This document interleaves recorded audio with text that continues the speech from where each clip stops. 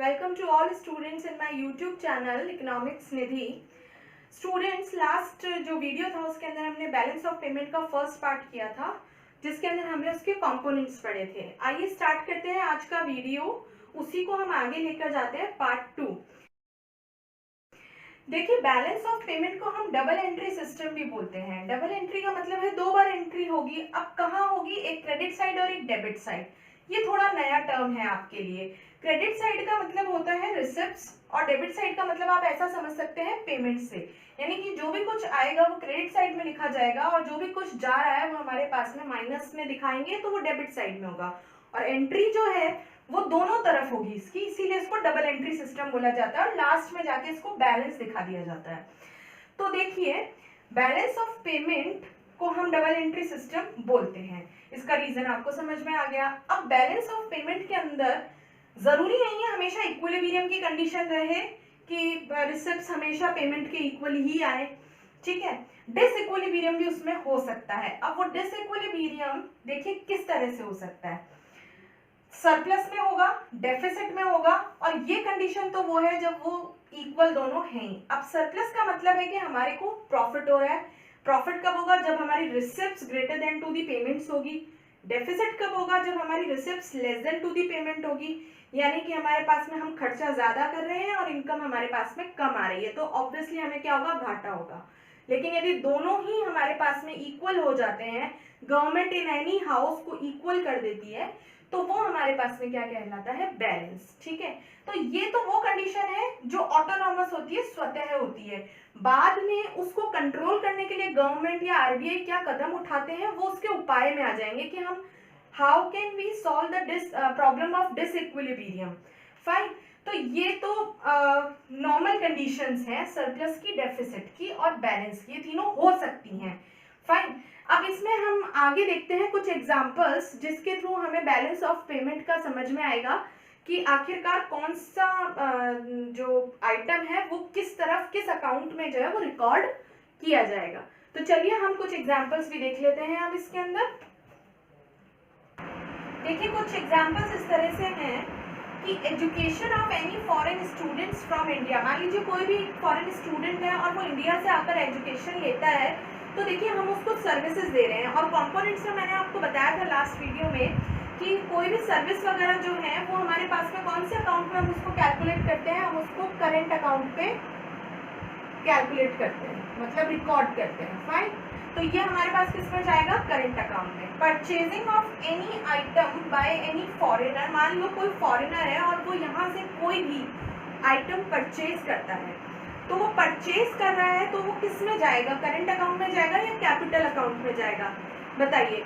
देखिए, उससे income generate हो रही है, उसने परचेजिंग करी है, तो ऑब्वियसली वो सब किस में जाएगा? हमारा करेंट अकाउंट में। Done. Purchasing of any assets by foreigner. कोई भी फॉरेनर यहाँ से आकर कोई भी संपत्ति खरीद रहा है, कोई कैपिटल असेट जो है वो यहाँ से परचेज कर रहा है, तो वो किस में जाएगी? करंट अकाउंट में, क्योंकि वो भी किसका पार्ट है हमारे पास में? इनकम का ही हमारे पास में पार्ट है, तो वो भी हमारा कैपिटल अकाउंट में जाएगी। तो ये क्लियर, ये क्लियर, ये क्लियर। नेक्स्ट है any income from any investment. मान लीजिए इनकम इन्वेस्टमेंट के थ्रू हो सकती है, जैसे हमारे पास है प्रॉफिट, इंटरेस्ट पेमेंट भी उसको हो सकता है उसको रॉयल्टी मिल रही हो। तो ये सारे किसी भी रूप में यदि उसको इनकम जनरेट हो रही है, चाहे वो निवेश वाली आय है उसी रूप में क्यों ना हो रही हो, वो भी हमारा किस में जाएगा? ये करंट अकाउंट में। तो ये कुछ एग्जांपल्स हैं जहां कंफ्यूजन रहता है। फाइन। चलिए नेक्स्ट अब हम देखते हैं इसी में causes of disequilibrium in BOP, कि बीओपी में डिसइक्विलिब्रियम किन किन कारणों से होते हैं। देखिए, सबसे पहला जो कारण है वो है टेम्परेरी चेंजेस। हो सकते हैं इकोनॉमी में कुछ टेम्परेरी चेंजेस आए हों, जैसे नेचुरल डिजास्टर है या फिर कहीं जैसे फ्लड आया है कहीं पर, तो उससे क्या है उस टाइम पे कंडीशन, उस समय एक्सपेंसेस जो होते हैं वो बाहर से एक्सपोर्ट, इंपोर्ट, या फिर देखिए अब कुछ और भी जो causes of disequilibrium in BOP, BOP में असंतुलन के क्या क्या कारण हो सकते हैं, क्या डेफिसिट और सरप्लस की कंडीशंस कब कब हो सकती हैं। फाइन। तो देख लेते हैं। फर्स्ट रीजन है टेम्परेरी चेंजेस। टेम्परेरी चेंजेस का मतलब ये होता है कि मान लो ये जो चेंजेस होते हैं वो इकोनॉमी में कुछ टाइम के लिए होते हैं, यानी शॉर्ट रन के लिए होते हैं। तो इनका संबंध किससे होता है? शॉर्ट रन से होता है। फाइन।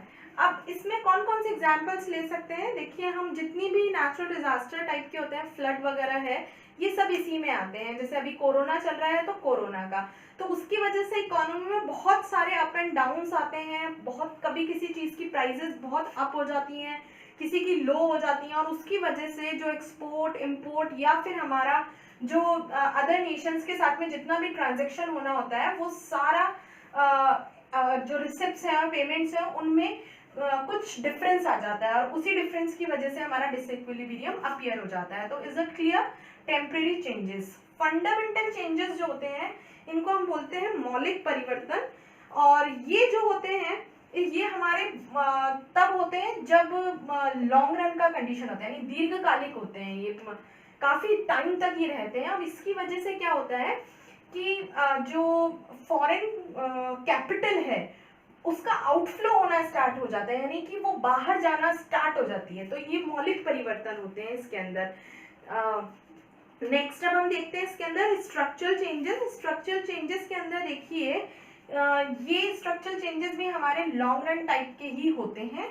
अब इसका मैं एक एग्जांपल देती हूँ। जैसे कि मान लीजिए कि अमेरिका है, उसने किसी भी कमोडिटी को प्रोडक्शन में उसके कुछ नई टेक्नोलॉजीज वगैरह यूज करिए, तो उसकी क्वालिटी बेहतर हो गई है। बेहतर होने की वजह से उसने क्या कर दिया, उसके प्राइसेस को इंक्रीज कर दिया। अब वो जो कमोडिटी थी वो हम इंपोर्ट करा रहे थे, तो हमारा जो बैलेंस ऑफ पेमेंट है, जो हमारे पेमेंट्स हैं, वो इसकी वजह से इंक्रीज हो जाएंगे और डिसइक्विलिब्रियम आ जाएगा। तो स्ट्रक्चरल चेंजेस की वजह से भी हमारा डिसइक्विलिब्रियम आ जाता है। नेक्स्ट है change in exchange rate. Exchange rate में क्यों चेंज होता है और उसकी वजह से डिसइक्विलिब्रियम कैसे अफेक्टेड होता है? देखिए, एक्सचेंज रेट सबसे पहले तो आपको पता होनी चाहिए कि ये होती क्या है। एक्सचेंज रेट वो रेट होती है जिस पर किसी भी नेशन की करेंसी का प्राइस डिसाइड होता है, उसकी डिमांड और उसकी सप्लाई के थ्रू, कि उसकी कितनी डिमांड है उस करेंसी की और उसकी कितनी सप्लाई है। जैसे ये डिमांड ऑफ डॉलर और demand of supply of dollar जहां इक्वल होगी वहां पर डॉलर की प्राइस डिसाइड हो जाएगी। ऐसे ही हम रुपीस के संदर्भ में भी ले सकते हैं।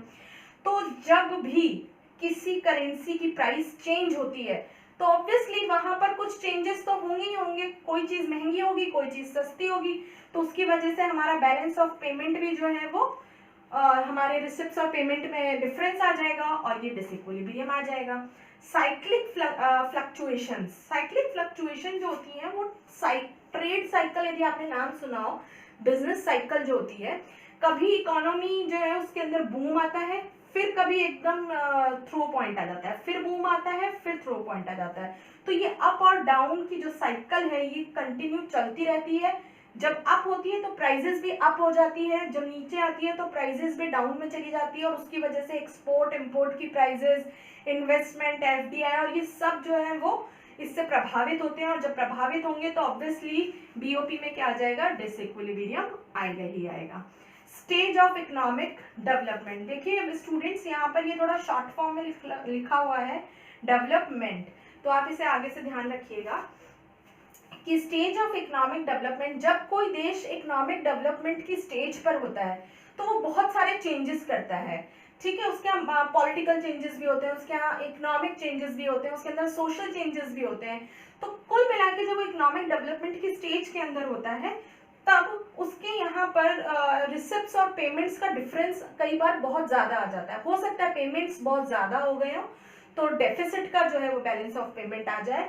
जैसे अंडर डेवलप्ड इकोनॉमी जो होती है, जब वो अपने आप को डेवलप करना चाहती हैं तो वो बहुत सारा कैपिटल जो है वो लेती है बाहर से और फिर डेवलपमेंट की स्टेज के अंदर एंटर होती है। तो जब वो बहुत सारा कैपिटल बाहर से एज अ लोन ले लेती है तो उनके पेमेंट्स बहुत ज़्यादा हो जाते हैं और रिसिप्ट्स उनकी तुलना में बहुत कम हो जाती है, तो उसकी वजह से डिसइक्विलिब्रियम आ जाता है। आई थिंक ये पॉइंट्स आपको सब क्लियर होंगे कि क्या क्या कॉजेज चल रहे हैं। Change in national income, obviously जब नेशनल इनकम में कुछ चेंजेस होते हैं तो उसकी वजह से डिसइक्विलिब्रियम बीओपी में आएगा, क्योंकि नेशनल इनकम आपकी क्या है, ग्रॉस डोमेस्टिक प्रोडक्ट जब आप कैलकुलेट करते हैं तो उसके थ्रू आप लास्ट में निकालते हैं NNP फैक्टर कॉस्ट, और वही हमारी नेशनल इनकम होती है। तो उसमें हमारे पास में हम जितने भी पेमेंट्स आते हैं, रिसिप्ट्स आती हैं, वो सब ऐड होती चली जाती है, गवर्नमेंट सेक्टर की, प्राइवेट सेक्टर की। तो उसकी वजह से ये डिसइक्विलिब्रियम आएगा यदि हमारे पास में उनमें से किसी भी एक फैक्टर में चेंज हो जाता है। तो नेक्स्ट है पॉइंट हमारा इन्फ्लेशन का। इन्फ्लेशन तो जाहिर सी बात है, यदि प्राइजेस अप हुई हैं हमारे यहाँ तो कॉस्ट भी इंक्रीज होगी, गुड्स की प्राइस भी इंक्रीज होगी, वेज इंक्रीज होगी, हमारे पास इनकम भी इंक्रीज हो सकती है। तो उस कंडीशन के अंदर हम जितना भी रिसिप्ट ले रहे हैं, यदि हमारे एक्सपोर्ट्स बहुत ज़्यादा हैं तो वो एक्सपोर्ट्स जो हैं वो इन्फ्लेशन की जब कंडीशन होती है तो हो सकता है हमारे पास में प्राइजेस बहुत अप हो गई हो। तो प्राइजेस उस समय ऐसा नहीं है कि गुड्स की ही इंक्रीज होगी, उस समय हो सकता है वो कॉस्ट पुश हो तो कॉस्ट भी इंक्रीज हो सकती है। तो जब कॉस्ट इंक्रीज हो जाएगी तो हमारा जो एक्सपोर्ट है वो भी महंगा हो जाएगा, जिसका फर्क सीधा सीधा किस पर पड़ेगा, बैलेंस ऑफ पेमेंट पे।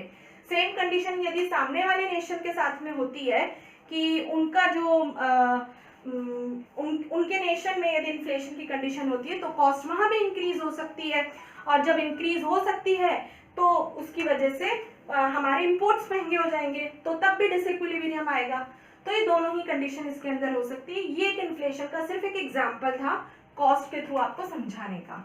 देखिए कैपिटल मूवमेंट, कैपिटल का आउटफ्लो भी हो सकता है और कैपिटल का इनफ्लो भी हो सकता है। तो कैपिटल यदि मान लीजिए हमने FDI बहुत ज़्यादा किया है, या गोल्ड ट्रांजेक्शन्स हमने बहुत ज़्यादा किए हैं, या लोन हमने बहुत ज़्यादा लिया है, तो उसकी वजह से भी हमारा डिसइक्विलिब्रियम BOP में हो सकता है।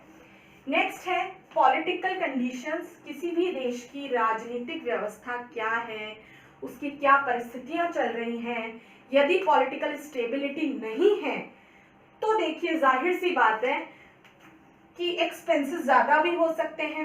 यदि उनकी नीतियां अच्छी नहीं हैं तो वो एक्सपेंडिचर ज़्यादा कर सकते हैं, पेमेंट ज़्यादा कर सकते हैं, या यदि वो डेवलपमेंट की राह पर है तब भी पेमेंट्स ज़्यादा हो सकते हैं, दूसरे नेशंस के साथ ट्रांजैक्शंस बहुत ज़्यादा हो सकते हैं, तो BOP तब भी डिसइक्विलिब्रियम में हो सकता है।